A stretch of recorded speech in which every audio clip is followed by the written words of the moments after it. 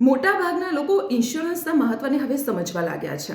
પોતાના ભવિષ્ય માટે કે પરિવારના ભવિષ્ય માટે કે ફાઇનાન્શિયલ ક્રાઇસિસની સ્થિતિમાં તેઓ સુરક્ષિત રહી શકે તે માટે થઈને ઇન્સ્યોરન્સ લેતા હોય છે. લાઈફ ઇન્સ્યોરન્સ છે કે પછી હેલ્થ ઇન્સ્યોરન્સ છે.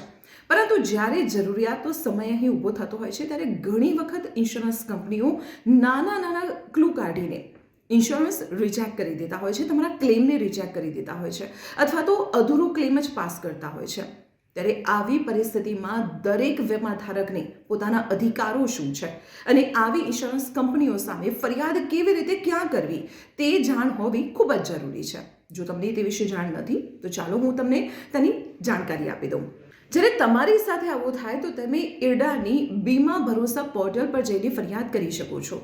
આવા જે ઇન્સ્યોરન્સ સંબંધિત જે ક્લેમ હોય છે અને તેની જે ફરિયાદો હોય છે તેના નિરાકરણ માટે જ આ પોર્ટલ બનાવવામાં આવેલું છે.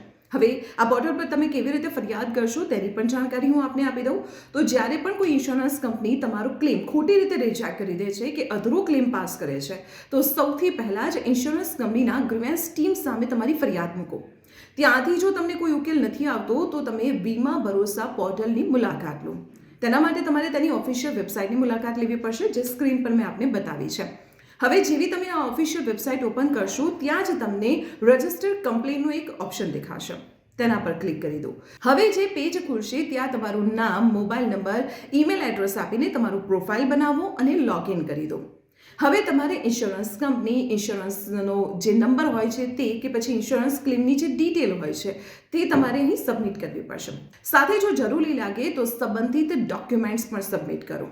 ફરિયાદ દાખલ થયા પછી તમને એક ટોકન નંબર આપવામાં આવશે અને આ ટોકન નંબર મારફતે તમે તમારી જે કમ્પ્લેન છે તેના પર જે કાર્યવાહી થઈ રહી છે તેને તમે ટ્રેક કરી શકો છો. જો બીમા ભરોસા પોર્ટલ પર પણ તમારા કમ્પ્લેનનું નિરાકરણ નથી આવતું તો તમે વીમા ઓમ્બુડ્સમેનમાં ફરિયાદ કરી શકો છો. તો આવી જ રીતે મહત્વપૂર્ણ ઇન્ફોર્મેશન માટે આપ જોડાયેલા રહો સંદેશ ડિજિટલ સાથે.